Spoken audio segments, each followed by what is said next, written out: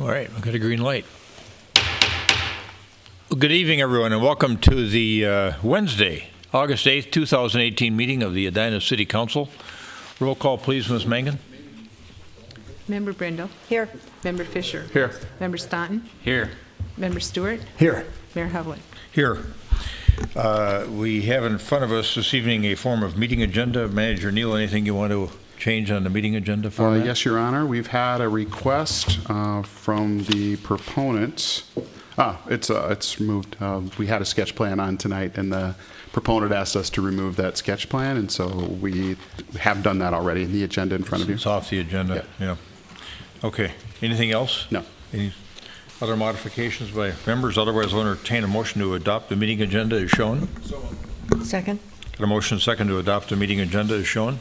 Any further discussion? All those in favor say aye. Aye. Opposed? Carried. Community comment. Is there anyone in the audience that wishes to address the council on an item that's not on the main agenda this evening? Yes, sir. Come on forward. Give us your name and address. I think the side podiums are best, unless there's something you want to use as you want to use the overhead projector at all? Okay. Okay, good. All right. My name is Tony Berger. I live at 6629 West Shore Drive. And our property is one of the roughly 40 houses on Lake Cornelia, and more specifically, we're one of 10 houses whose property abuts the city parcel that lines the northwest portion of South Lake Cornelia. And I recognize I have 3 minutes to talk, so I'll talk really fast. I'll spend about 2 minutes talking about some rocks, and I'll spend a minute talking about why the rocks really don't matter. 2015, we were doing a project in our house. Our house is only 4 feet from the city property line, and many of you were kind enough to come and visit our property. As we explored adding a second story, doing some patios, redoing landscaping. A couple of you even suggested that we work toward the land swap or purchase to alleviate the nonsensical property lines. We spent 6 months exploring this option, but in the end, it didn't come to fruition, but we were granted a variance to do the work on our house. In summer of 2017, we finished our project, and due in large part to the variance, project turned out great, we loved it. As part of the project, we added a gorgeous deck between our house and the city property. But due to the regrading, we ended up with about a 30-inch drop off to the city grade. So what do we do with it? This is where I messed up. My landscaper and I came up with a design that incorporates natural boulders, dirt, plants, mulch, and some rocks that are clearly on city property. Why do we do it? It really in no way crossed my mind to be an issue. It was natural planting. I just considered it to be landscape. I remembered as we kind of went through this process, some of you were concerned about water coming off the roof, across the patio into the lake, so I thought it'd be a sort of a rain garden. I thought it'd be a good way of spending some money to kind of alleviate that issue, but I was clearly wrong on that too. August 2017, Charlie Girk from engineering stopped by to pick up a copy of the as-complete survey. He mentioned that the stones may be an issue. I emailed him on August 11th to inquire about what he found out, no reply, so I emailed back 2 weeks later. The next day, which was August 24th, I got an email from Roger Knutson telling me to remove the rocks. I was pretty confused, but I started working with the landscape architect over the next few weeks to come up with a plan. In September, Charlie Girk was once again kind enough to come by, work with me and the landscaper on figuring out exactly what needed to be removed. His idea at the time was, why don't you donate the land to the city? I agreed. A week later, I got an email back from him saying that Ann Catry said the city staff is not interested in the walls remaining under any circumstance.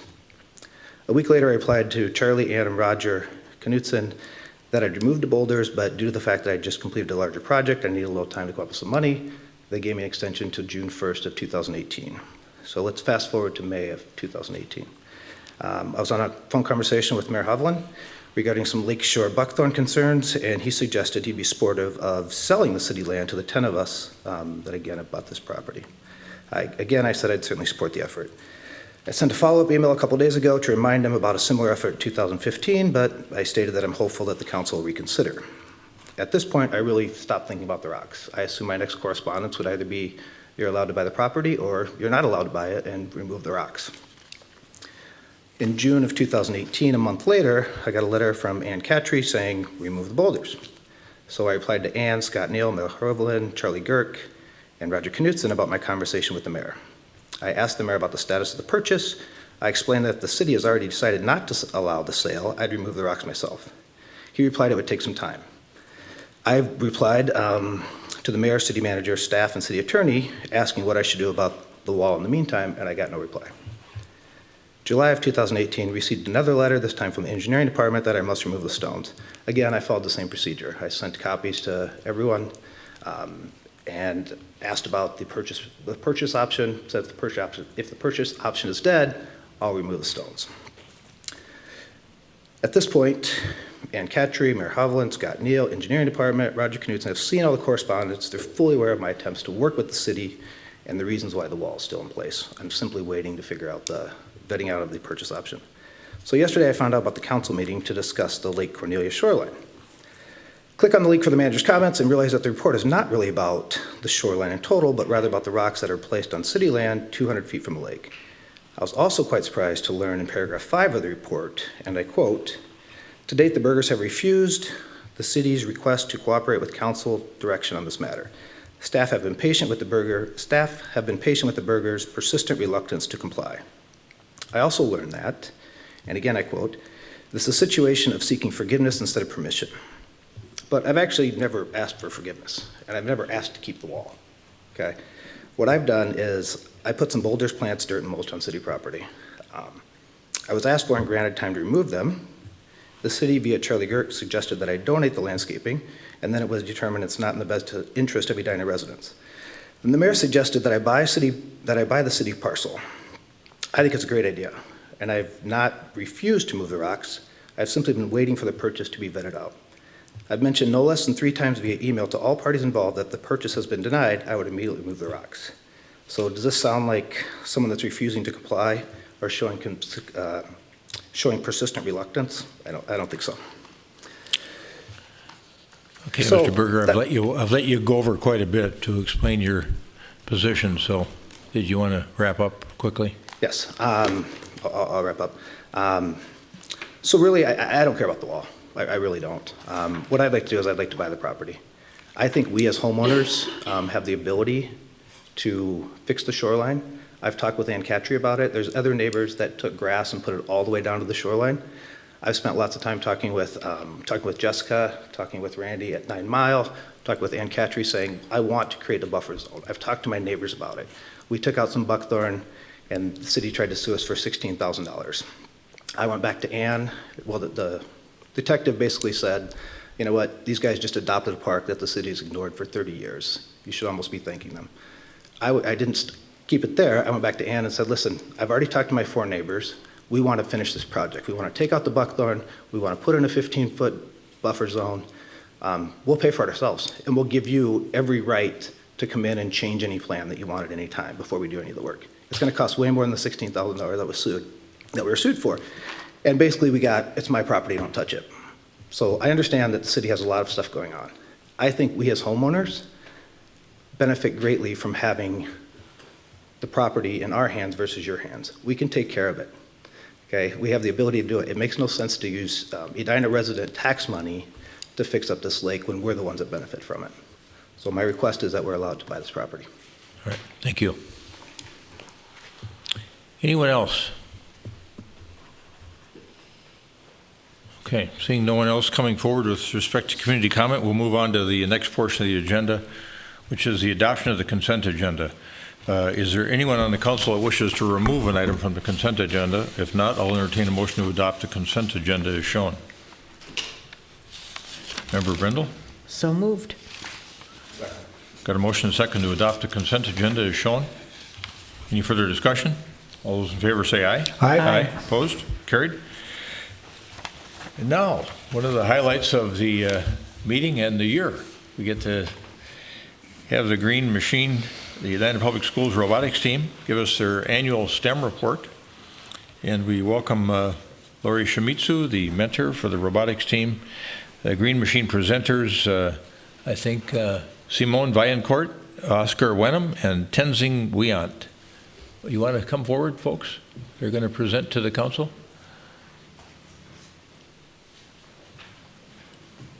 Good evening, and make sure you identify yourselves so folks know who's speaking. All right, hi, my name is Simone Vaillancourt. I live on 7016 Weston Circle. I'm Oscar Wenham, and I live on 6305 Mildred Avenue. I'm Tenzing. Yeah, it's okay. Okay. I'm Tenzing Wyatt, and I live on 4404 Guilford Drive. Good. Go And we ahead. do have a presentation. I'm not sure if it's going to be displayed on your computers, but that should be up there.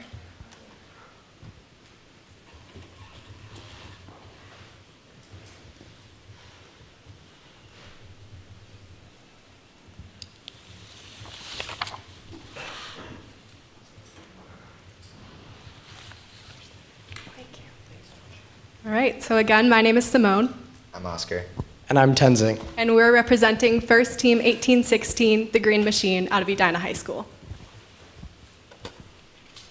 Our mission is to create bold, confident leaders who transform culture to promote, value, and celebrate science, technology, engineering, and math, or STEM. Team 1816 operates under an organization called First Robotics, a K-12 STEM immersion program. First is an international after-school engineering project competition that creates leaders and problem solvers while providing students with opportunities for workforce and skills development.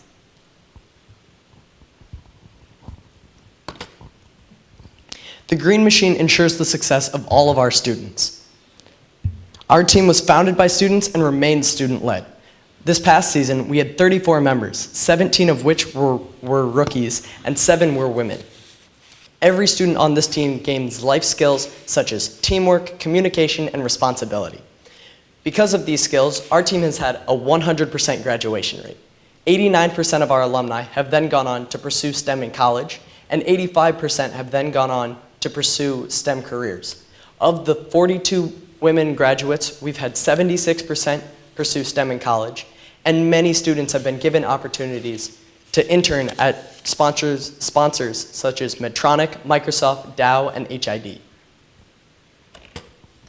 This is our robot ZZBot. This past competition season, our robot was required to move these yellow milk crate-sized power cubes onto 2 different scales, one of which being 7 feet tall and the other being 3 feet tall. For the first 15 seconds of each match, we have to use pre-programmed commands to try to complete these tasks. After that, we gain control of our robot, and we are able to lift 3 robots into the air weighing in around 450 pounds at the end of the match. First in Edina is a K-12 program, now with more than 300 students involved. There are 27 Edina First teams, and we help mentor 18 of them. Our team has 24 dedicated volunteer mentors that assist us in the creation of teams all over Edina. Our team also helps mentor these kids, giving them guidance and resources to try to give them the best experience in First. We were also given a new space in the high school. We call it the Fabrication Lab, and it's kind of great because that's the first time we've ever had our own dedicated workspace. 1816 is actively transforming culture within our community and beyond. We host annual robot demos for kids in Edina, for example, our Jerry's robot demo, which there's a photo of on the upper right-hand corner of your screen. We are also regularly featured in the Children's Hospital's in-house TV show, shown on the upper right-hand side. During one of our shows, a team member even built a robot that was used in a patient's physical therapy. We partner with People Serving People, a Minneapolis-based transitional housing facility, to bring STEM to underserved kids. There's a photo of that on the lower left-hand side. We also partner with Girl Scout troops to help the girls earn their STEM badges, and that's shown on the lower right. On the national level, we have helped run and set up the 6th annual National Advocacy Conference in Washington, D.C. This gives us the opportunity to meet with our senators and representatives and talk to them about funding and attention towards programs like First. One of our students actually met with Secretary Betsy DeVos to discuss STEM importance of education and funding. We also assisted a senator in the inspiration of a new amendment to the Every Student Succeeds Act that ended up passing as a law in 2015. We've also built a strong relationship with Senator Tina Smith, who has invited one of the women on our team to her Women in the Workforce Roundtable to talk about how First impacts her.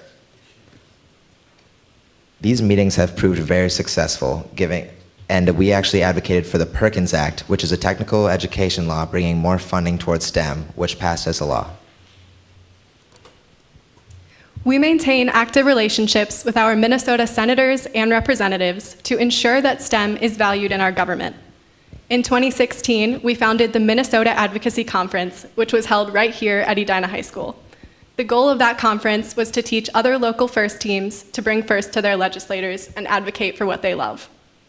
In 2017, that conference morphed into STEM Advocacy Day at the Minnesota State Capitol Rotunda in partnership with Senator Melissa Franzen. Last year, we also partnered with Senator Melissa Franzen to introduce a STEM bill into the Minnesota House and Senate. That bill is very important to us because it will define STEM education within the state of Minnesota, since we currently do not have a definition for that term. Once the term has been defined, it will be much easier for teams like us to advocate for funding for our program.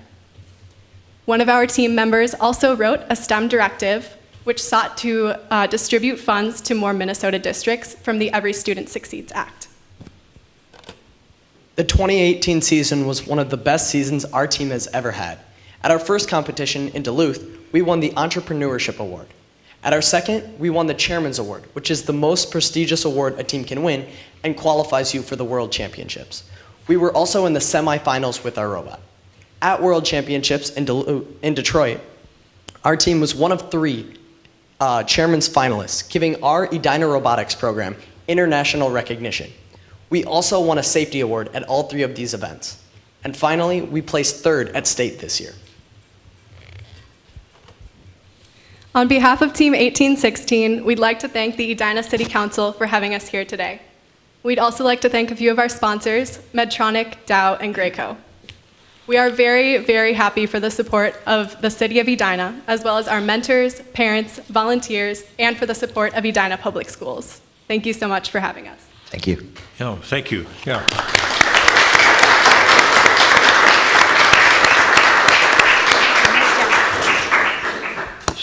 Simone, Oscar, and Tenzing, and the rest of the team and mentors, do you want to come up in front? We'll have a photo here with the council in the background.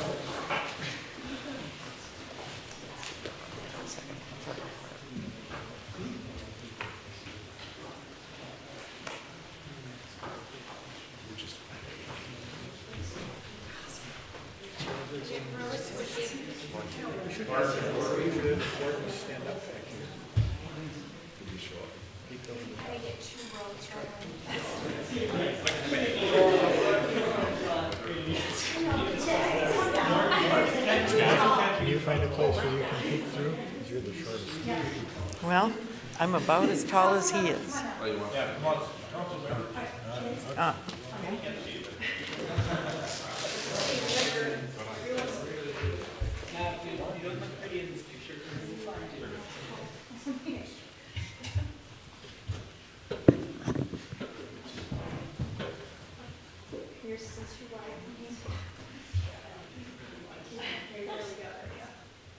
Big smiles.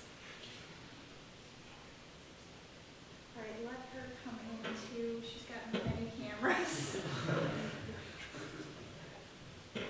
Okay, thank you. Thank you. Well done. Thank you. Anything.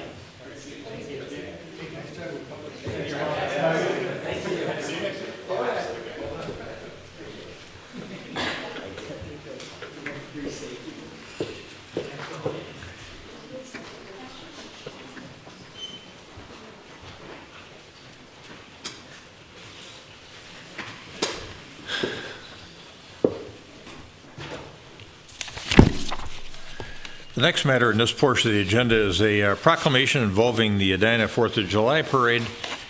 And the proclamation reads as follows: 2018 Edina 4th of July Parade Team, Edina Community Foundation, and Edina Police Department.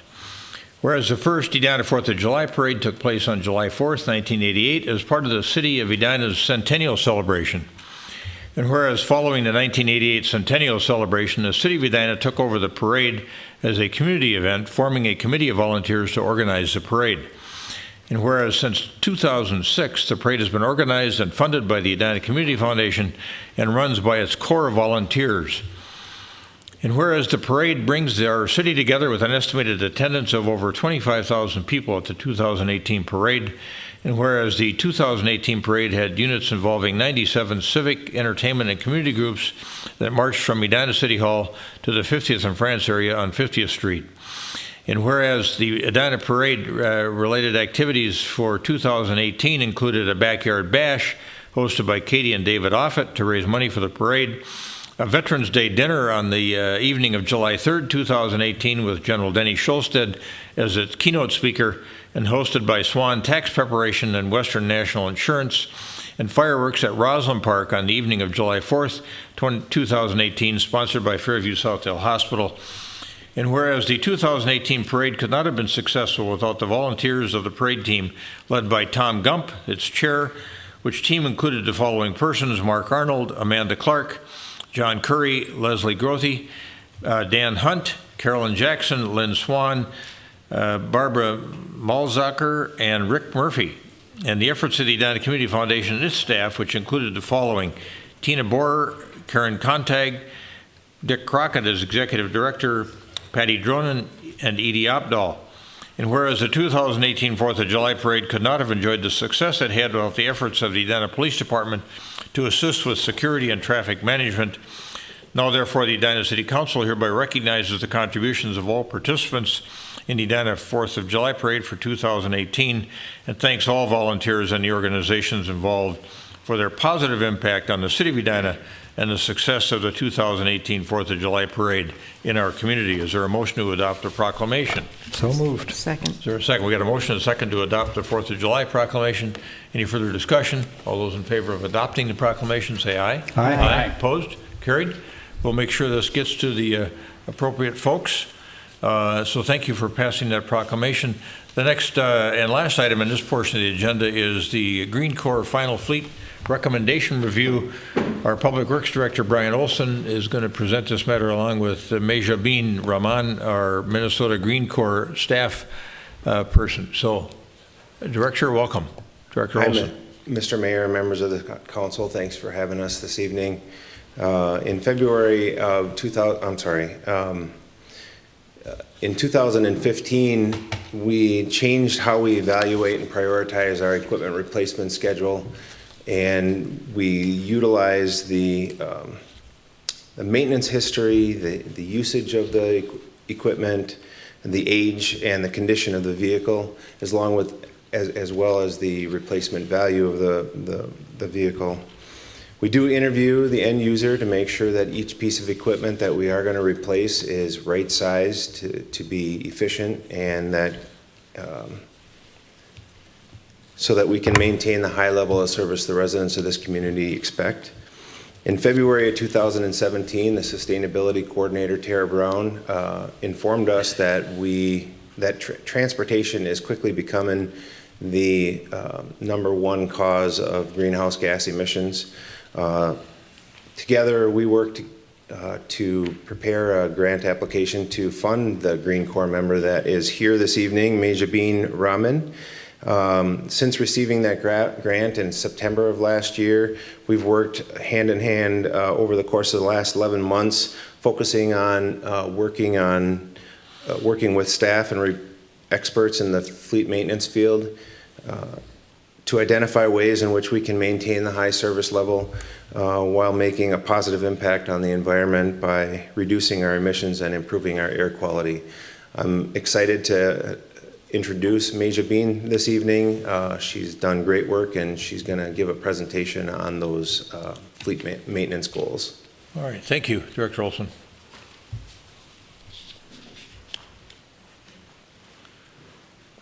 Mr. Rahman, welcome. Thank you for having me here today.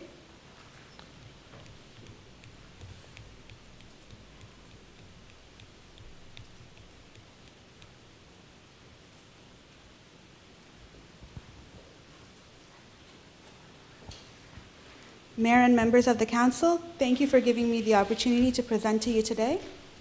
My name is Mejabin Rahman, and I am a Minnesota Green Corps member at the city. The Green Corps is an AmeriCorps program, and there are about 40 members throughout the state. We serve our communities by advancing different environmental initiatives, And this is funded by a federal grant, and it's free to participating host sites. It's an 11-month program, and this particular session started in September 2017, and I focused on Edina's vehicle fleet. I come to the city of Edina with a bachelor's in biology and a master's in environmental policy. And the work plan that I worked on had input from several different people, including Brian and Gunnar, who is the equipment operations supervisor. And it's just one of the resources that Terra seeks out to help advance city sustainability goals. So my Green Core project goal was to explore opportunities for reduction of greenhouse gas emissions by the City of Edina fleet, which will help advance the city's initiatives in reducing overall emissions from city operations while still maintaining the level of service to the residents of Edina.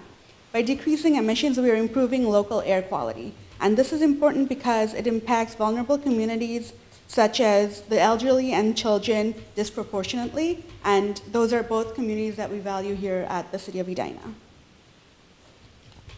So through my work, I came up with 2 emissions reduction goals. Well, the first is the emissions reduction goal, which is to reduce fleet greenhouse gas emissions by 30% by 2025, in line with already adopted reduction goals. The second goal is a metric and measurement goal. This is to track fuel use and miles per gallon for all City of Edina vehicles biannually. And my recommendation is to integrate both of these plans into, both of these goals into department work plans going forward. While at the city, I started out by conducting research and connecting with experts in the field to formulate green fleet actions. I connected with other regional cities to benchmark processes and actions. I collected City of Edina vehicle and fuel use data and then engaged with city divisions to gather feedback. I formulated and implemented an internal city no idling policy. I formulated division-specific recommendations and then collaborated with divisions for implementation. Through my work, I came upon quite a few past successes, especially around the right-sizing policy that the city already, although it wasn't a written policy, it was something that it followed. Divisions have already been examining the size and type of vehicle to best meet their needs. The city already operates a lean fleet, and as Brian mentioned, Equipment Operations Division has an assessment tool in place to evaluate the needs for replacement. And the city has already taken steps to convert to fuel-efficient vehicles, such as the Prius that we have operated by the Buildings Inspections Department. The first set of fleet emissions reduction recommendations are behavior changes. One of them, and the reason why behavior changes are so important is because they're just different ways in which we are doing things, and they don't require additional financial investments. So it's the first step that we can take to help reduce our emissions. And one of the ones that I implemented while here at the city was a no idling policy. The second step, the second behavior change that would be useful would be to make sure that we are recording everything accurately, so we are tracking our fuel use accurately throughout the year so we can track that change and how we're making improvements or where more improvements can be made. And the third behavior change is to adopt different teleconferencing methods so that we don't necessarily need to drive out to attend meetings, and we'll be able to do that through web cameras or other such technologies. A little bit more about the no idling policy. The internal no idling policy states that City of Edina vehicles are not to be left running for longer than 5 minutes while unattended or parked. And of course, there are exemptions for emergency vehicles and if it's needed for to get their job done. And we had a short competition of 2 months from May to July where we tracked vehicles and we saw how the departments did in terms of how they improved their own miles per gallon, because as we know, the City of Edina has a wide range of different departments. They all do different things, so it's not fair to compare them directly to each other. So we compared them with their own performance compared to the same time in 2017. And the result was that there was a 2.33% increase in miles per gallon for the entire fleet. And the 7 divisions decreased fuel use, and 12 out of 16 divisions improved the miles per gallon achieved by their vehicles.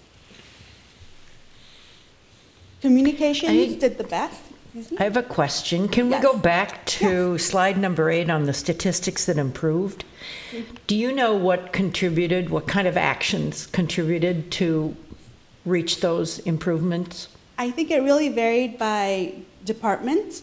For example, communications increased utilization of their vehicle. So that helps improve efficiency of vehicles that are being operated.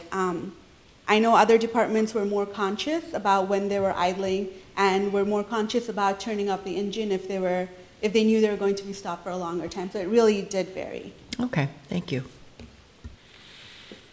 As I mentioned, communications did the best, and their MPG went from 5.8 miles per gallon to 11.5 miles per gallon. And the buildings inspections team has the best overall MPG in the city, apart from the Nissan Leaf, but we can't count that because we don't have the ability to do so at this point. So the best MPG in the city, and he achieved 32 miles per gallon over the 2-month period. And over the past years that I've tracked in 2016 and 2017, this vehicle has been getting the highest miles per gallon. So we hope that he will continue that in the future as well. Does he drive just one vehicle? He drives one vehicle. What kind of vehicle does he drive? He drives a Prius C, and he's out and about all day doing inspections. Question is what the communications department is driving. 5.8 all the way up to 11. A large tank. Well, I'd like to put in the caveat driving that that this was a Badger 2-month around, are you? period. All right, sorry. Oh, I was just saying it's a 2-month period. If you look at the year, you get much better numbers just because within a 2 months, it's really easy to get skewed. But with the way that it was rolled out and my time at the city, that was what we could do at the time. The second set of changes are technology changes, and this will give the biggest increase in miles per gallon and greatest improvement in efficiency. The first technology change that can be adopted is to ensure that we are purchasing the most fuel-efficient vehicle that will get the job done. And as Ryan mentioned, that's something that they're looking at already. The second one is to ensure that we are replacing vehicles as they become eligible, because vehicles today are more efficient than vehicles from 10 years ago. The third one is to look into alternative technologies such as hybrid and electric vehicles. And we've already started doing that for smaller vehicles. And at the state and county level, they've been doing it for bigger vehicles as well. But due to Edina's compact size, it isn't always economically feasible for us to do so at this time. The third set of emissions reductions recommendations are setting vehicle use requirements, and this is around ensuring that the city is responsible with taxpayer resources. This is something, again, that is already being done, especially at Public Works, and we want to ensure that that is done at other city offices as well. One example is for a large piece of equipment such as an excavator. It won't be used widely by one department, but when it's shared across departments, that increases that utilization. And the second recommendation is to have city hall pool vehicles. As we saw with the communications van, when vehicles are used more, as the utilization increases, so does its efficiency. So we hope to be able to do that with smaller vehicles at City Hall as well. So putting all these recommendations together, we get to 27.5% of the goal by 2025. Our adopted recommendations take us to about 10%, and then the proposed recommendations are about 17.5% more.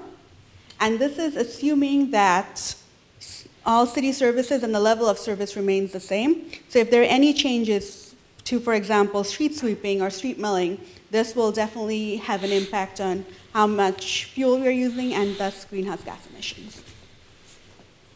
And to get us to that 27.5%, there are certain financial investments that need to be made. 10% of that initial progress is zero cost investment. These are behavioral changes, these are operational changes, and ensuring that we're replacing vehicles for the most efficient one. The second 10% is cost-neutral investment, and this would cost about $315,000 upfront for 10 years, but that would be recouped in terms of gas savings over that period. And this is mostly new actions or new technology for police and light-duty vehicles. A further 2% is a little bit more of an investment, and that is mostly actions with our heavy-duty public works fleet and parks fleet. And then there's a 5.5% further reduction on that. We don't know the cost of it yet. This is rapidly developing technology. It's something that we hear of that is happening, but we don't know, exactly what it will cost once it is introduced. And so, as part of my project, my recommended next steps for the city is to integrate the sustainability thought process and recommendations into fleet review and purchasing processes, and to incorporate green fleet initiatives into departmental work plans. Vehicles, when the city purchases them, in most departments, they're at least for a 10-year period, so we would like for those new initiatives to be implemented in the next purchase cycle starting 2019. And then departments should continue to explore opportunities to decrease emissions. The measurement and metrics goals can be implemented immediately. These are numbers that have already been calculated, so it's a matter of gathering that data and presenting it to the department so they can track their own fuel usage over time. Thank you for the opportunity to present to you today. Do you have any questions for me? Anyone have questions? It's quite some nice work. Yeah, very nice. It's nice to see a pathway on some of the things that we've been thinking about with our fleet. So I think we're very grateful that you were here to help us with this project, and I think we all echo Director Olson's praise of the work that you did, and our sustainability coordinator sitting there as well, nodding her head affirmatively that she's happy with the work you did as well. Does anyone in the council have any questions for Ms. Roman? Member Brindle. Thank you. Looking at, I guess going back to slide number 8, which talked about the successes, such as just highlighting one, the no idling policy. How do we take that and model that out to the broader community as they are sitting in the stack of cars at a Starbucks or some such thing when, or sitting outside a school waiting for their students to come out of a school. But how do we get that across to our community? Because we can make this improvement ourselves, but we have many more vehicles in our broader community that can help us reach these goals as well. Well, I think the first step to that is awareness about our air quality. And during my time here, I have been working with communications to implement a system where when we get an air quality alert, that's pushed out on social media so that residents can know as well. For the wider city audience, I think I will let our sustainability coordinator handle that question. Okay. So as we've stated before, the community looks for the city operations to be a leader. So as Major Bean integrated this no idling policy and we started with a test, it's a great opportunity to communicate out what we've done through our communications. Jennifer and her team have been great partners in communicating and educating what the sustainability ones have done. So looking to probably present this. That's one with the behavior change. What we're doing on the technology side is we're actually hosting an electric vehicle ride and drive event at the open streets this year.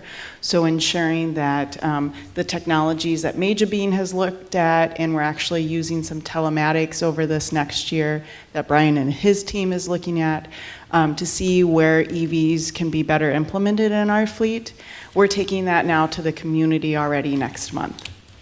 And so I think pairing those together, we're actually, Mark Nolan and I, the transportation planner, know that there's seismic changes happening in transportation. So we're also trying to understand what does our overall EV strategy look like and how can we support that not only on the city side, but when new development comes in, what can they do and how can they partner with their utility to ensure that they're putting in the right infrastructure as well. Okay. And lastly, in September, when the new parking lot comes online at 50th and France, we will have our first EV chargers to help residents know and deal with any kind of range anxiety because the city will own its first EV chargers for the public. Okay. And on the city website, is it possible to have a graphic-based dashboard that shows, for instance, our carbon footprint and how it's improved over time, and all of these various metrics that are measured against what our, for instance, our reduction in GHG by 2030, and show our progress on that? Because I think that's a motivator to graphically show where we are, the improvements that are happening community-wide, and then some methods that people are using to make those improvements.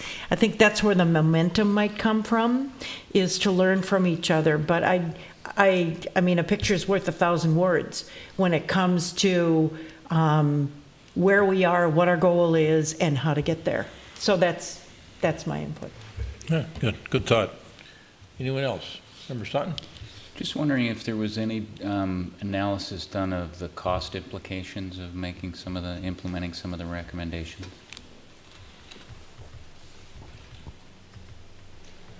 So based on the current prices, I did some of that analysis, and for example, one example that's brought forward is right now police is a big user of gas because that's their job, is to be in the city and making sure that the city is safe.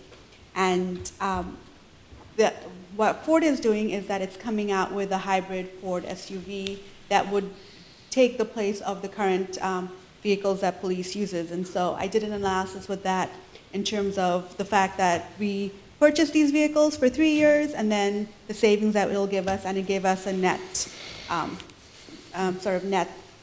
well, we would recoup those costs over that time period. Yeah, I mean, I see these numbers and your discussion of them, and I was just trying to get a sense of whether, because you're talking about replacing as the schedule comes up, is it more expensive to replace with these, or are you netting out these costs, or how is that?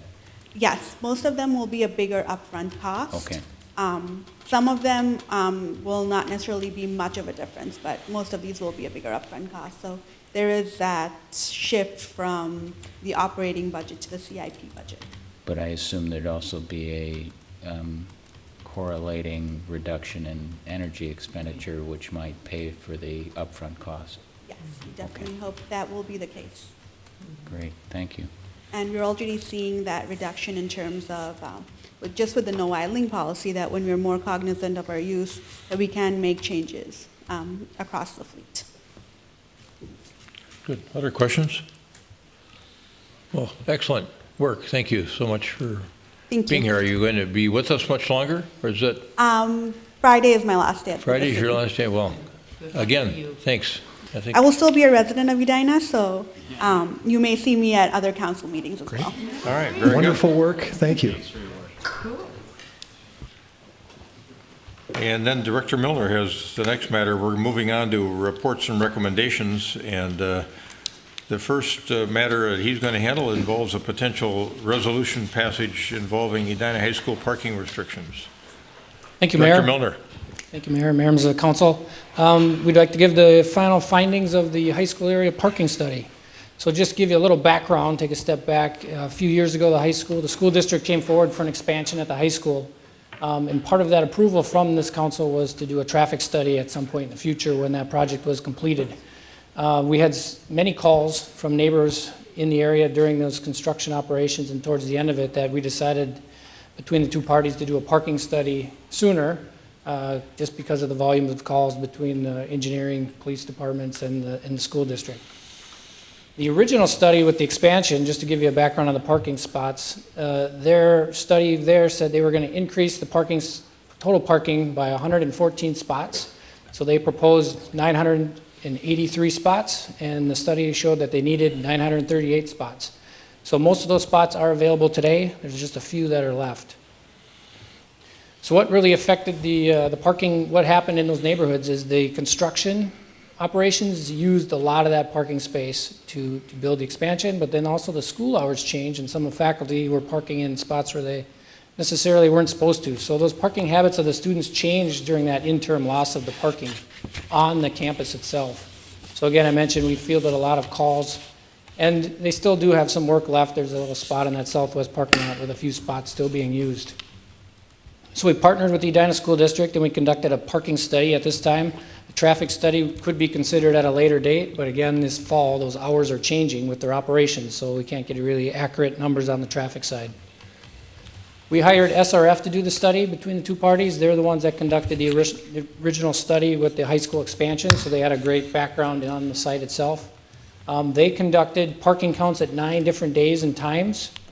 We also partnered with the school district. They do end-of-the-year surveys. There's a satisfaction survey and a student climate survey. They were able to add some questions at the end of those surveys to not only hit the parents for some input, but also the students. And that study showed that 57% either drive, carpool, or dropped off at the high school facility. We conducted an open house on Monday, June 25th, and part of that invite, we had another online survey. So we sent out between 300 and 400 invites, and we had a really good return rate of that also. And about 55% of that neighborhood felt that parking was an issue. And it was these were the neighborhoods around the high school. And another 71% noted changes to parking should occur. And then we also received some feedback, emails and comment cards, and we had about 40 to 50 people attend that open house at the high school on that Monday night. So what key issues came out of all this input and studies? That there's some on-street parking restrictions could be implemented, parking capacity and site operations, parking permits, and then those neighborhood concerns. So from there was 4 strategies that's in your packet, and under each one of these strategies in the packet, there's 3-4 different options that were presented either to the city, as in number 1 with the high school parking strategies that we can administer, number 2 and 3 with the operational management strategies, and the increase in the parking supply is really a school district consideration, and you can see their feedback in this report. Some of them they took directly and they're going to make those changes, others they're considering, and others they've already considered and are not going to move forward. And then the last strategy was enforcement, continue to do the 6-hour enforcement on the streets, and also some of the faculty parking and student parking enforcement on the campus itself. So when we did the parking study, this is what we saw. So the streets with the black borders are with no parking on both sides of the street during school hours, so that's 8 to 4. And then the other adjacent streets, you can see kind of the utilization. So if it's a green, dark green, that means there was cars parked less than 25% during those school hours. If it gets up into the red, that means both sides of the streets were fully parked. So like on Susan here and over in McGuire, there's some yellows. So it just gives a range of what the study was showing on where the students were parking during those times of the study. So what we were recommending here tonight is kind of this phase 1, and that's what's embodied in the resolution. And it's mostly for the Chapel Lane area and the McGuire Park area. And I'll show you a graphic in the next slide. But we did receive some petitions from the Chapel Lane folks and lots of feedback, and they support the recommendations that we're presenting here tonight. And that's to do a no parking on school days, both sides of the street between 8 and 4. And that's to match what was already in a portion of that Chapel Lane area. Phase 2, let's see where the students park after we implement phase 1, and maybe we implement the same thing. And then number 3 is the Creek Valley Road, that east portion of the road on the east side of the high school. They're seeing some issues with the athletic field that's now down in that area. School districts made some changes with timing and notifying parents and coaches of where people can drop off students. Part of the study talked about meeting with that group again, that neighborhood. So I'm conducting another open house on the August 22nd to meet with that group to talk about some potential solutions, and some of those were listed in the report. We did have a call yesterday about a person hosting one of the parties last night, and they presented some of this information and got some feedback. So I'm going to have some information from last night from one of the residents that hosted the party on Creek Valley. So what are we recommending tonight? So the area in red This is the Chapel Lane area.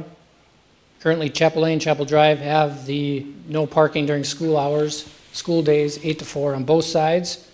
We would like to expand that on Shane Drive and Aaron Terrace, and then also implement that same treatment on McGuire Road and Brook Drive. So that's phase one, and those are the areas we saw the biggest impacts from students. The blue on this graphic shows what's within a 10-minute walk to the school. And that's what we found about as far as students are willing to walk when they park, so that you can see those blue marks. So that'd be phase one. That's what we're asking for your approval tonight in the resolution. The areas in the green really had much less feedback to us in all the inputs and the surveys and stuff. So we thought, let's not do anything there until we see what happens again this fall. I believe some of the operational changes with the hours changing are going to increase some of the parking available to the students. We may not see any additional issues with these streets in the green boxes. If we do see issues, we'll come back to the council, maybe talk about implementing some of these same treatments, and we'll continue to take feedback from those areas. And then that Creek Valley Road to the east, that was noted for further discussion with that neighborhood, just because they're seeing a different situation down there. So we would recommend implementing those parking prohibitions on Shane Drive, Aaron Terrace, Brook Drive, and McGuire Roads on school days, both sides of the street between 8 and 4 p.m., and that's embodied in resolution number 2018-69. I'd be happy to stand for any questions. Questions for Director Milner? Member Brindle? Thank you. So in the minutes of the Transportation Commission meeting, I saw that the commissioners were talking about the availability of parking for residents during the day and whether a permit system would be a good idea. Looking at the area, I've got relatives who have lived near William Mitchell College of Law in St. Paul, and they had permits. So when we went to visit, they would give us a permit, we'd put it on the dashboard of our car, and we could park there for 2 hours. And so I'm wondering what you heard from residents, because they will also be restricted from parking in front of their own home and having guests park there. So they are subject to the same restriction. What did you hear from residents about that, and are they concerned about that? They're not concerned about it. They're more concerned that I was going to take away the parking restrictions in this neighborhood.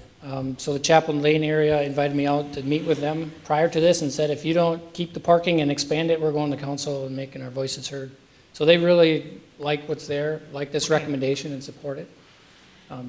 The permit comment always comes up in many parts of town, and we've never gone that route as an agency. Right. If over time their temperament changes and they say, well, we've tried it and I really would like access to the space in front of my house, is that a time when we would look at a permitting system? I think before I'd go to a permitting system, I would do another study like this. How much do we really need? Because maybe, we've already talked about, transportation is going to change pretty rapidly in the next 10 years. Maybe parking isn't something we need nearly as much. All of a sudden, half that lot is empty on the site, and we can pull all these no parking during school days because it's just not needed. So I think we can always go back and make those changes, but I think it's a different study at that time and a future date. Is there any thought, talking about school buses, is there any thought about how to incentivize students in the high school to take the bus? I think that would be a school district conversation. Yeah. You'll see many comments in the study, and many of them say that they need to get to practice at a different facility. Yep. And they can't even get off the site in time to make it to practice. So that's some of the reasons why they park in the neighborhood. So a lot of competing interests for transportation, and where people got to get and when, and how that. Okay.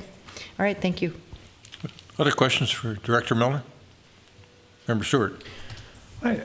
This is the kind of thing I wonder, and I'm just thinking out loud here, whether or not every time we need to change parking rules on a particular street, it makes sense to have it come to the council for a resolution, or whether or not, and I don't think we ought to do it tonight, but whether or not we ought to contemplate empowering staff to just make these decisions as they deem appropriate, because then you can react more with more agility when a need arises and when something's going on. So, well, you gave us that ability over by 50th and France with the construction project. Right. this year. Yeah, in this particular situation, though, we view that authority as an authority that allows us to react to situations where we may not have time to fit into a council schedule. This one, though, we clearly did, and there's a lot of things going on with the high school and the neighborhoods, and we had time to actually do some study and do some work and bring the recommendation to you. But in other cases, we do appreciate the authority to act quickly if we need to. Mr. Mayor. Yes.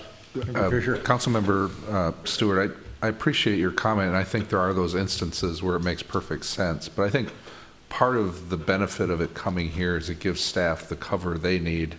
We're the ones that are supposed to take the heat on these policy type decisions, and they're just supposed to give us their best professional advice. And I think it's really good to separate that so they're not out there dealing with what we deal with in terms of the lobbying or whatever. Other questions regarding this matter? Otherwise, I'd entertain a motion to adopt Resolution 2018-69. So moved. Second. Got a motion and a second to adopt Resolution 2018-69, which imposes additional parking restrictions near the Edina High School campus. Any further discussion? All those in favor say aye. Aye. Aye. Opposed? Carried. Nice work. Yeah. Very good work. Next matter is one that we have in due course, and that is a resolution adopting various grants and donations. We got it embodied in Resolution 2018-67. Is there a motion to adopt the resolution? So moved. Is there a second? We got a motion and a second to accept donations on behalf of the City of Edina as set forth in Resolution 2018-67. Any further discussion? All those in favor of adopting the resolution say aye. Aye. Opposed? Carried. Some terrific contributions this reporting period to our town. The Edina Community Foundation, $8,000 grant, Ready, Set, Connect scholarships. Weston Galleria, $1,500 for 3 trees at Centennial Lakes. And then Steve and Joe Kahn purchased a memorial bench for Roslyn Park, a very generous donation of $3,200. The rest of the in-kind donations, also appreciated, will be on the city website, so you can find those donors' names listed. On to correspondence and petitions. Anything else other than what's on the dais this evening, Manager Neal? No, sir. All right. Aviation noise update. Member Brindle. Thank you. The Noise Oversight Committee of the Metropolitan Airports Commission met a couple of weeks ago. I've actually been in and out of town for a couple of weeks, so putting things together in my mind of the timeline. But the NOC met, and Tom Link has been of Inver Grove Heights has had the seat of the at-large chair. So the way this committee works is there are the communities who are directly adjacent to the airport each have a dedicated seat on the Noise Oversight Committee. And then there are representatives from the industry as well, pilots and et cetera, from various airlines and cargo carriers. And then those of us who are not directly adjacent to the airport then are in a group of at-large cities. And that includes St. Paul and Inver Grove Heights and Apple Valley, for example. And so Tom Link is retiring. And so we have a new representative on the NOC. And I meant to remember his name, but he formerly held the at-large seat on the NOC. He's from St. Louis Park, so he will begin being our person. So basically, the way this works, we're an at-large city, so our voice then goes through our at-large representative. So I'm communicating directly with him on the feedback I get from you as council members, but also questions that we have from residents. And so our voice is heard through the at-large representative on the NOC. And so that change is taking place. It's a typical, very interesting meeting with lots of data and lots of amazing technology. But one new thing, if you go to macnoise.com, one of the tools that you have there as a resident is the flight tracker.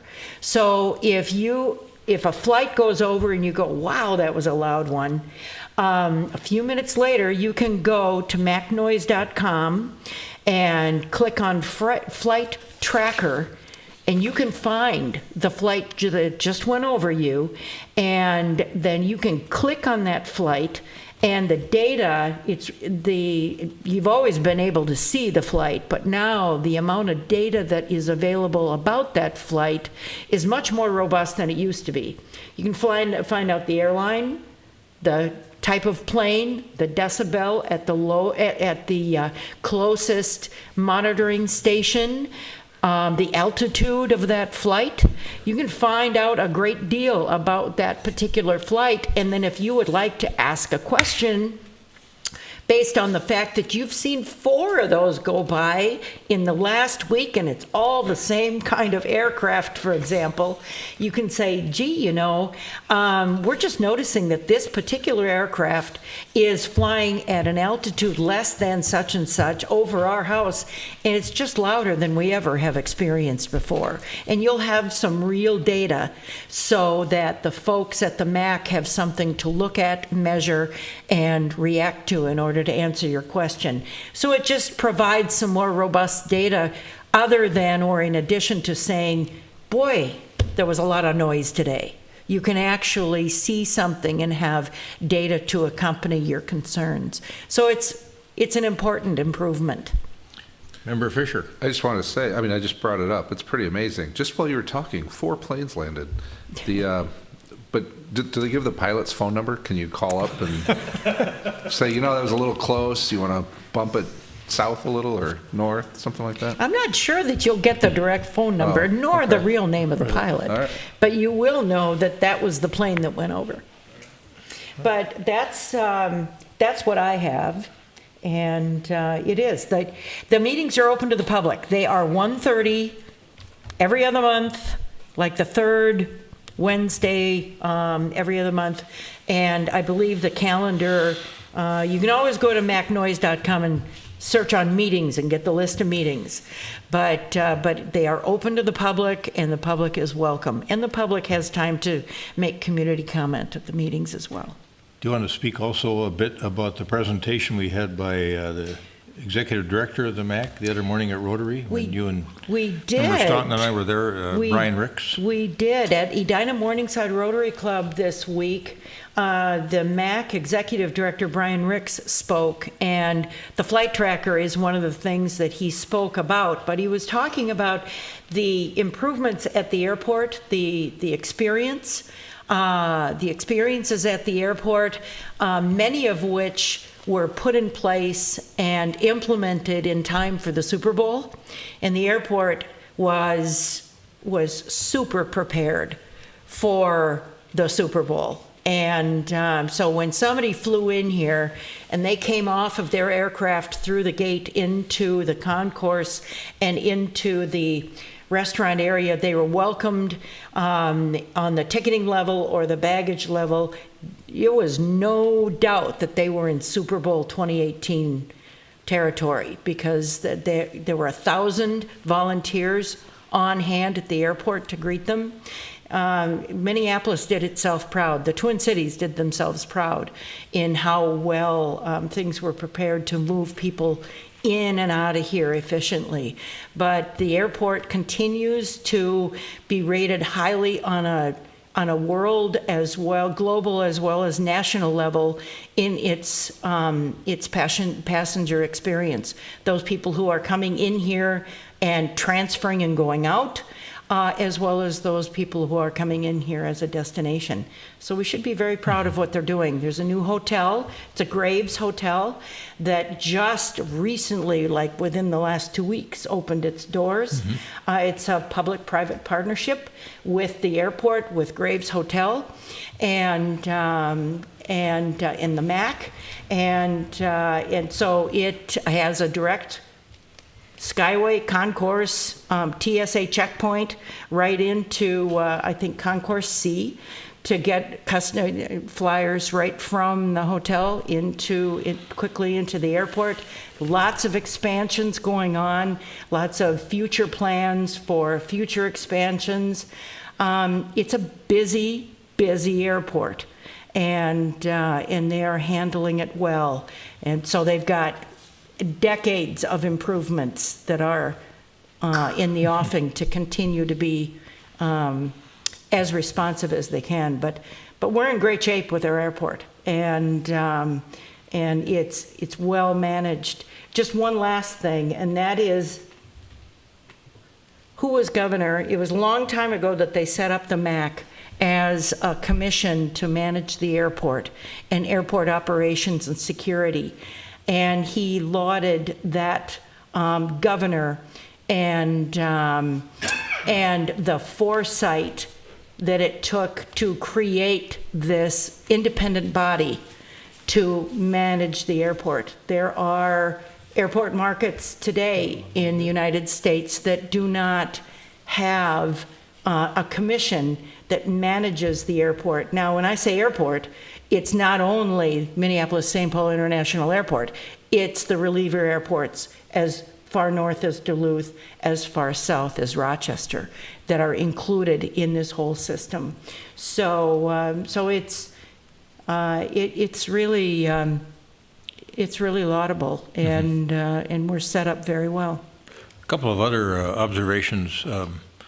I think the MAC has taxing authority that they've never used, because that whole operation is sustained by passenger charges for using the facility and then what they get from the airline industry. So the new work they're doing out there, I think it was close to $500 million, improving the sort of vertical experience at baggage, at ticketing, lower level, car rental. It's phenomenal, the reinvestment that goes on out there, making us one of the top airports in the world. So and more retail coming. You know, when you think about it, they do $2.5 billion in sales out there a year, and there's no worry about brick and mortar retail at the airport. There's nobody ordering online. They're buying right there, and so they're having all kinds of new vendors that want to come in. I think they said they were expanding by 30-some shops and restaurants over the next relatively short period of time. So yeah. It often gets overlooked as an economic driver, but it's one of the best economic engines in our state, in the upper Midwest. So thanks for those comments. Mm-hmm. Council comments. Let's start with Member Stewart. Thank you, Mr. Mayor. I just want to talk about, last night was the night to unite, and Edina really does itself proud on an occasion like that. I believe we had over 100 parties in our city. Our police force, Chief Nelson, your whole group just did a phenomenal job of getting out and I think they tried to get to every single one of those parties. Member Brindle and I had the privilege of riding with Lieutenant Dan Conboy, who just does a great job for our city. It was the two of us, and then one of our Hennepin County deputy attorneys, Lolita Uloa, rode with us. And so we had all aspects of sort of the legal system represented there. Just a great event. We visited, I think, 6 different parties, and it was great to see all the neighborhoods coming together. Great to see all the people out, and just the 4th of July celebration is the other thing. We had our thing earlier. Some of these things that bring the community together, I just think they're phenomenal. So it's great to be part of that, and great to be part of Edina. So upcoming, the only thing really I have on the calendar looking forward is our HRA meeting on the morning of the 16th, just to remind people that our HRA meetings are now on Thursday mornings at 7:30 in the morning here at City Hall. So thank you. Thank you. Member Brindle. I have a few things. We've gotten a couple of inquiries about public meetings related to the comp plan. Do we have a schedule of when public meetings are scheduled, or how are those being scheduled? I don't think we have a schedule with us tonight, and we don't have any staff from community development here. Okay. But the question about whether there's going to be public input opportunities for the comp plan, there's going to be a lot of public input opportunities for the comp plan, and there already have been as well. The question of when those are going to be have yet to be scheduled, but it's still quite a bit of time before you're going to act on it as well. So we will be talking more about those publicly. Okay, good. Thank you. In the newspaper recently, they were talking about crosswalks, and the city of St. Paul is getting a little more aggressive in making sure that crosswalks are respected. And it's always a challenge here, especially in the Southdale area, even if we have flashing lights and 50th and France, to make sure that cars do respect and watch for pedestrians and crosswalks.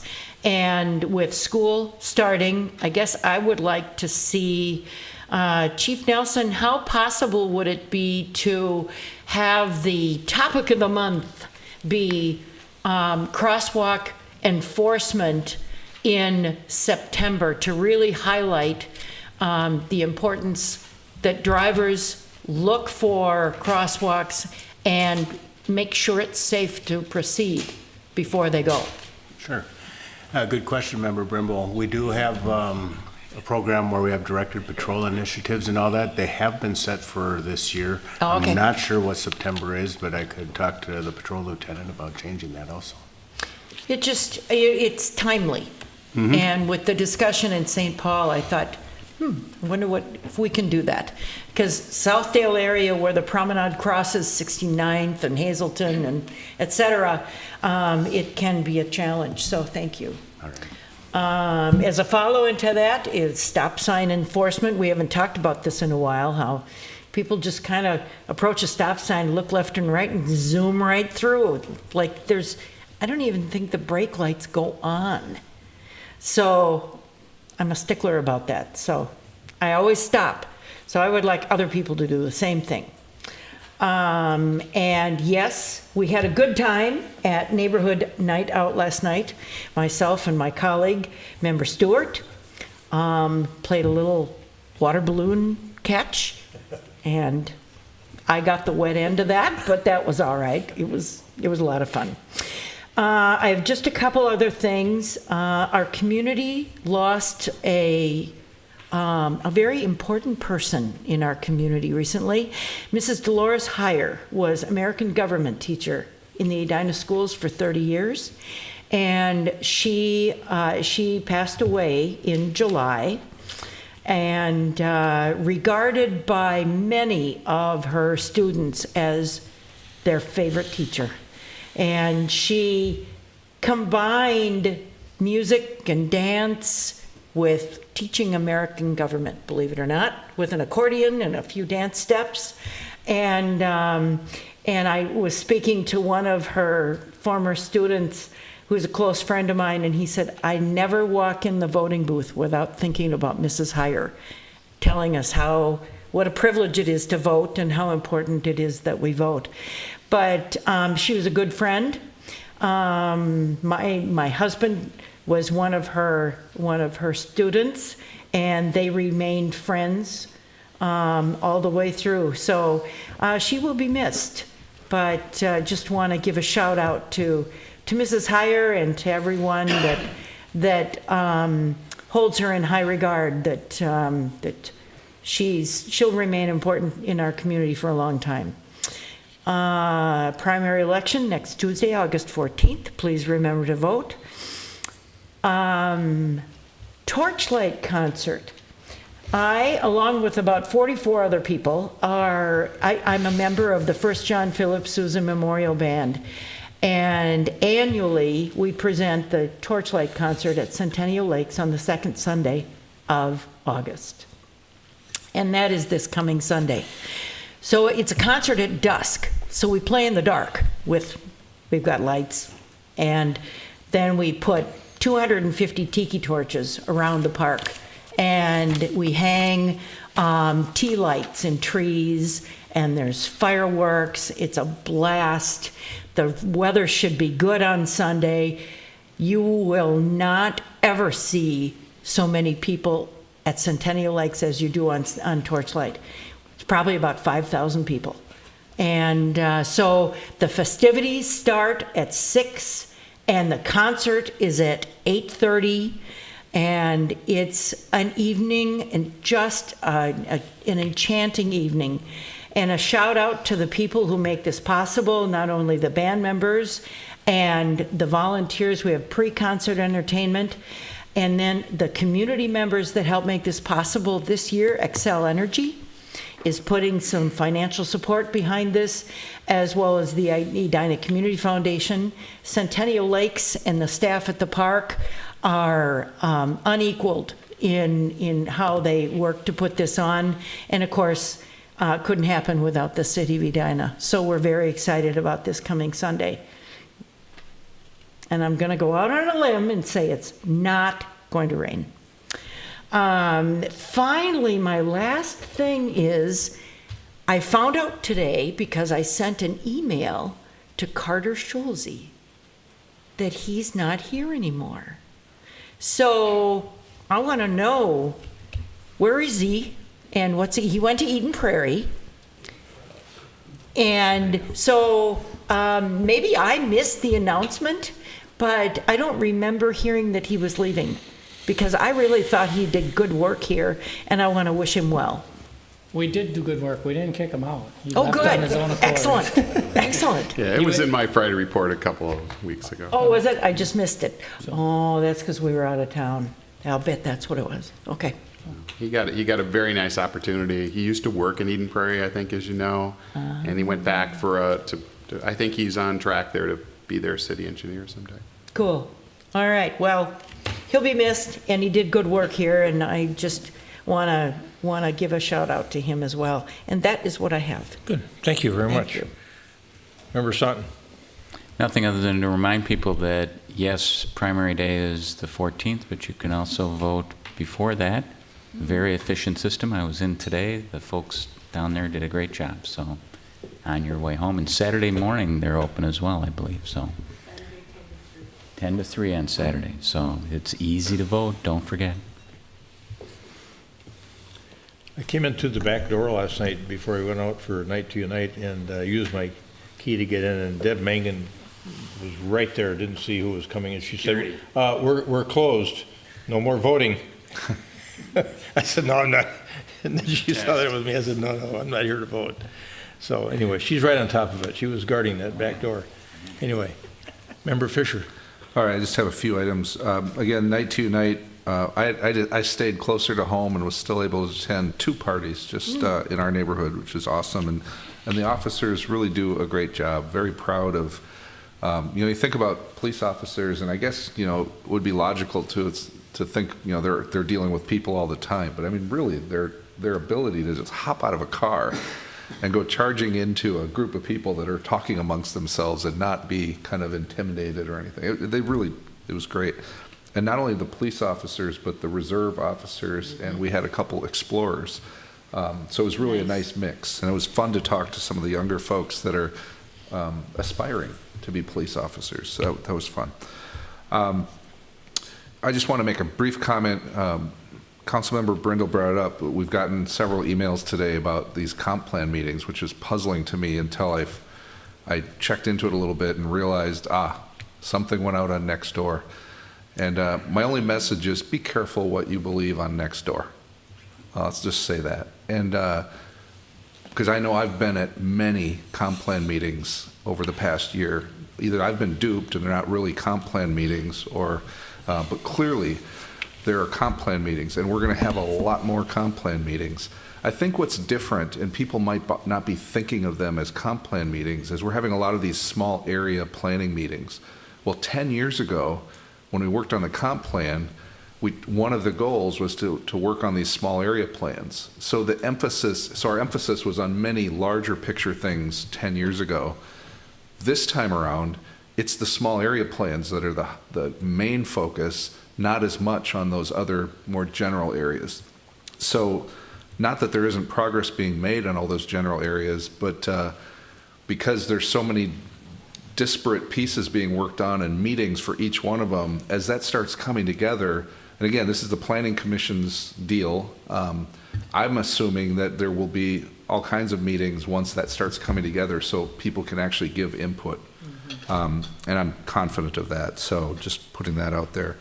And my only other thing is really a question. I'm just wondering, did Roger do something different with his hair? I can't quite tell. So. For those of you that haven't met, our assistant, we'll call him Assistant City Attorney Soren Maddock, is sitting in for Mr. Knudsen tonight. Soren, welcome. Thank you. Good to see you again. For my report if I could just add, Mr. Mayor, yes. to Councilmember Fisher's point, if you go on the website and you type in comprehensive plan, it takes you right to a nice page on comprehensive plan that talks about what we've been doing, and then there's a link on the upper left-hand corner to small area plans and lots of good information about what's been going on in the comprehensive plan. So good, thank you. July 18th, we had Walk with the Mayor out at Centennial Lakes and had a good crowd of people show up, probably 20 or so. About a dozen of them, I think, were local residents out there that had some issues of concern to them. We had a good conversation. 24th, I went to an Edina Give and Go event hosted by Doug and Julie Baker. It was a beautiful night. Maggie McCracken is doing just a wonderful job for Edina Give and Go, which has ever-increasing needs in our community. And I think it's something that really resonates with folks in our town, that we want to make sure every child has the maximum opportunity to succeed. So thanks for that great event, and thanks for all the work that Edina Give and Go does and for the support that they get as well from our community. And on the next morning, on the 25th, I met with some of the Beacon Interfaith representatives to hear about their ongoing interest in affordable housing in our community and elsewhere. And then jumping into early August, Monday I had a meeting downtown with some mayors, local and then Greater Minnesota on the urban. We're working on some urban-rural divide issues, and the next meeting on that will be down in Rochester in early October, and I'll host that one along with Ardell Breedy, the mayor of Rochester. We'll try to cover mayors down in that quadrant as we work together to build relationships and trust and understand what the needs are in our respective communities. For Night to Unite, last night was a terrific night. Again, beautiful weather. I went with the chief and the deputy chief. We made it to Weber Park, Arden Park, Fuller, over by St. Peter's Lutheran, Countryside. We stopped at Chowan, but we were there too early. Only a handful of people there, but we had some good stops last night. Arden was, they must have had 150 people down there because they had the Raptor Center down there with a presentation from the Raptor Center. So that was a great night, and I think Member Stewart said it well as to the kind of community impact that it provides. Had a conversation today with Kauffman Foundation down in Kansas City. They're going to come up here for our Regional Council of Mayors meeting in September, continuing that emphasis on entrepreneurship, and I'll make sure everybody gets invited if they're interested in coming to that meeting. Manager Neal, we had a budget conversation upstairs. Could you have that copy of, or the budget presentation emailed to us? Oh, certainly. It wasn't on my computer. Okay. Maybe it was just a little stale, but I couldn't get it. I couldn't find it, but I'd like to have it. And then I got some correspondence from the county about a model organics ordinance, and I'm sure that somebody here has seen that. If not, I can pass that on to you. Another gentleman concerned about that sewer backup insurance issue. I want to give that letter to you and ask you to respond to him. Member Brindle mentioned something interesting with regard to a highly regarded teacher. We also had another longtime resident, Gene Holderness, pass away the other day, and then I think his memorial service was Monday morning. Had a tremendous turnout. My wife was able to attend. I wasn't. I think former Senator, U.S. Senator Dave Dernberger was one of the eulogists. So good send-off for Gene, and our sympathies are with his wife, Susie, who continues to reside in Edina. Torchlight concert, fabulous event. So thanks for talking about that. And that's it for me. Manager Neal. Thank you, Your Honor. I have two things. One is quick, then we'll do I'll talk a little bit about Lake Cornelia. First is to let you know that we do have a new app that we use as an opening door for our mobile phone users to get to city services, and it's called Edina 311. It's been in play for, what do you think? How long, Jim? About a week. It replaces Edina to Go. So Edina to Go is no longer supported. So we'd like you to go to Edina 311, tell your friends and neighbors. That's a great way to interact with the city on a mobile basis. It's an app that's available at Google Play, Apple App Store, and any place else you get your apps for your mobile phone. Second item is regarding Lake Cornelia shoreline, and this is an item that Mr. Berger spoke to a little bit during his community comment. This is an item that the council has had previous discussion about, and from a staff standpoint, we see this issue about when we buy and sell parkland or public land as being an issue that is squarely at the prerogative of the city council. We feel, and I can speak for my coworkers here, we feel as though the council has had a previous discussion about this item, and that you were pretty clear with staff at that point that you wanted Mr. Berger's project to stay on his private property. It was pretty clear. I went back and looked at the public hearing that occurred on August 18th, and that was a consensus of the council at that point. It's our job to enforce the will of the council. We have been frustrated in our ability to enforce your will on in this particular item. If you wish to change your previous position as a group, Councilmember Fisher was not a member of that discussion at that time. But if you want to change your previously held position on this, that again is your prerogative. But we are ready to move forward with an enforcement action. And as I stated in my background information, unless we have a different formal action from the council, it's our plan to go forward with the enforcement action to remove the boulders that are currently on public property and leave the ones that are, of course, on private property. And that's the plan, unless you want us to change the plan. Here's my thought. I know we talked about this tonight. We heard from Mr. Berger tonight. I kind of circle back to this issue of this city land that we own that abuts several properties on the west side of Lake Cornelia, on the south side of the road, south side of 66th. And as we try to work on water quality issues over there, I think it's important for us to consider how best to do that and what kind of a buffer filtration system we'd want to have regardless of who owns the property. But I've wondered over time, does it make sense for us to be thinking about having a discussion at the council level, an earnest discussion about selling that property off to adjoining landowners? Now, I see, one problem right off the bat is, well, what if everybody doesn't want to purchase that's there? I don't remember how many properties are there. Maybe 20 property? 10 properties. 10? So it strikes me that we could accomplish our water quality requirements with a conservation easement or some kind of a buffer that we would either control through an easement process or ownership. But it really kind of begged the question for me, why do we want to hang on to that property in front of 10 houses that dead ends at 66th on one end and somebody's yard on the other end? For what purpose? And it seemed to me to be a conversation worth having. And I think Mr. Berger has told us tonight he'll move those rocks. He'll do it himself. But he just wanted to hear us at least a few preliminary comments tonight about that.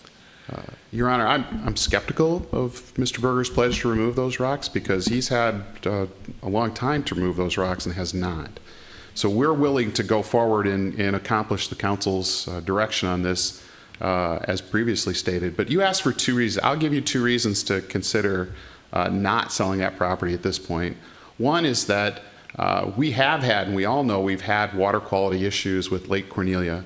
And having some kind of plan about how to use this public land that's adjacent to the lake to further the goal of improving lake quality is something I think we ought to consider very seriously. We don't know what that is at this point, but giving that up at this point seems premature until we're ready to do that.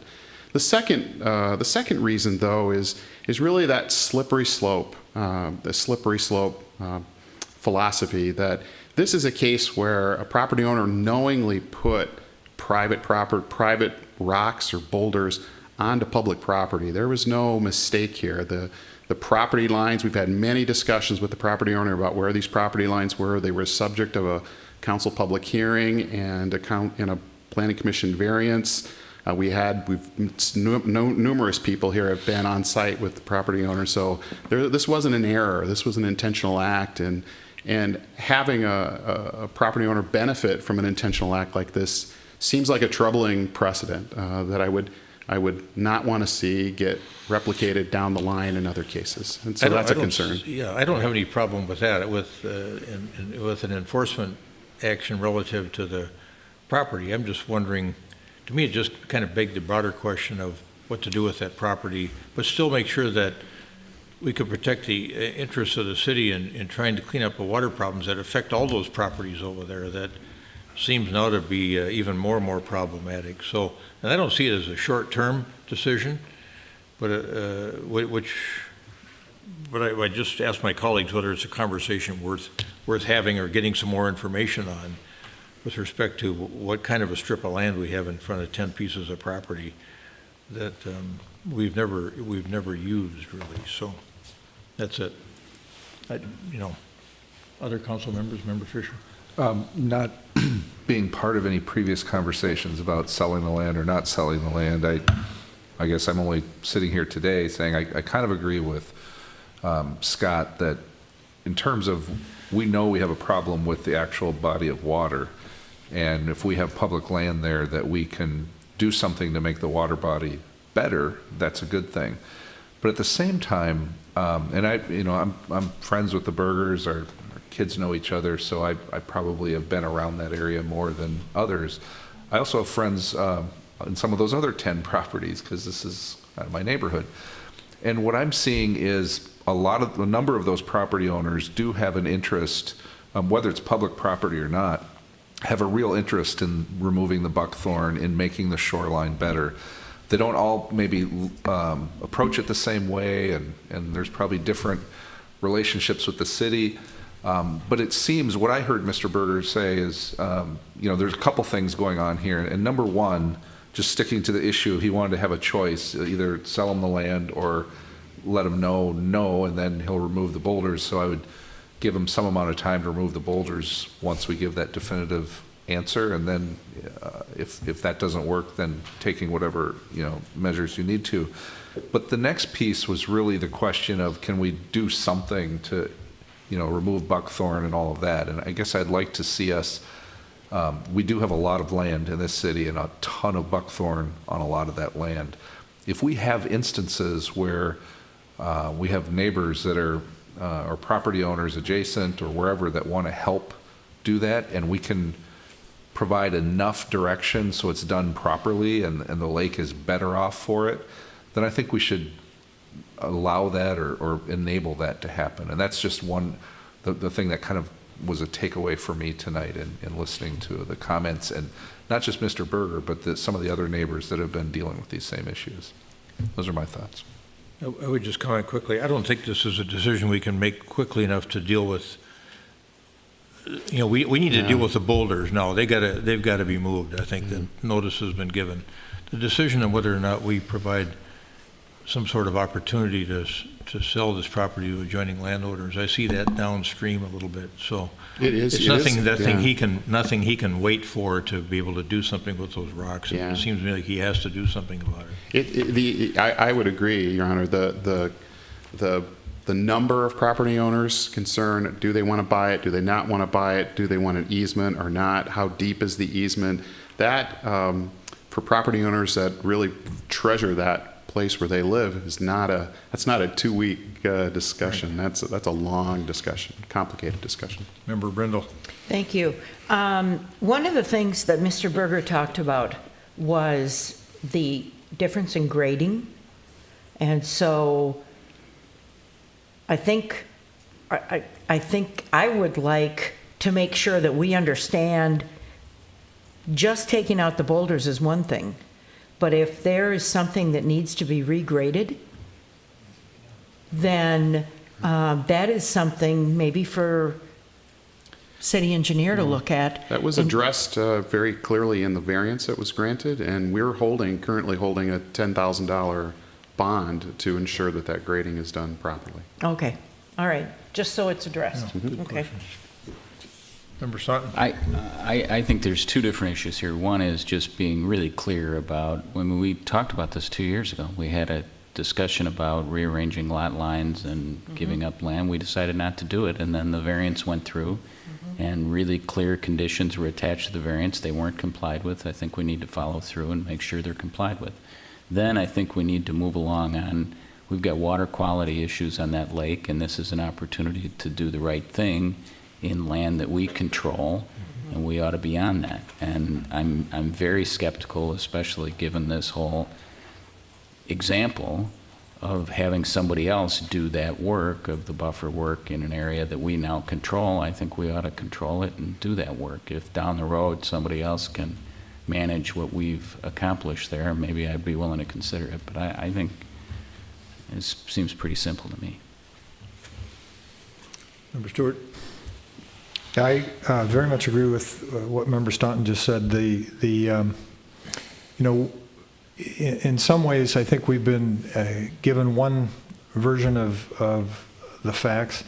We have not, I think, heard the full version from all angles. And this is a situation where we're therefore not in a very good position to be a trier of fact. But I don't think we need to be. I think what Member Staunton said is accurate, that we had a discussion about this. We provided some accommodation by giving a variance 2 years ago that had very specific conditions, and that wasn't followed. So it needs to get followed. I do think if there's a conversation about change of ownership, and I'm not inclined in that direction at this stage, but because I think it's important that we have the ability to help improve the water quality, as Member Fisher said, on Lake Cornelia. So, I think we can give a very clear signal tonight. Let's get the property, the city-owned property, back to the condition it was meant to be in. Get it graded properly, and then if there's another longer discussion we ought to have, let's have that. But now's not the time to say, oh, let's keep delaying. This has gone on long enough. In terms of the sale issue, I'm agnostic about it, but I just thought it was a conversation maybe worth having, as long as we could make sure that we maximize the protection to the lake in the process. But that's a longer conversation, a more distant sort of determination. So I don't disagree with the analysis relative to the variance and the need to comply with the variance. Anybody else? Okay. So, Mr. Berger, I think you're going to have to get those rocks out of there. All right. Thank you.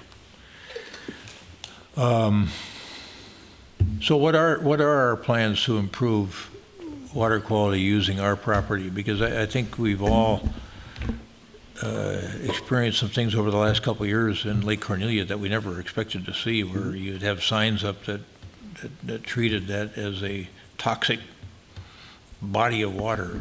We got to do everything we can to make sure that it's returned to a healthy form. Mr. Milner and his team have spent a lot of time on this issue, and I think he could give you a quick update on some of the things that have been happening here recently. Well, and there's a lot of studies ongoing. So we're going to be back in front of this body talking about the comprehensive water resource management plan, and one of those steps is building a clean water strategy for Lake Cornelia.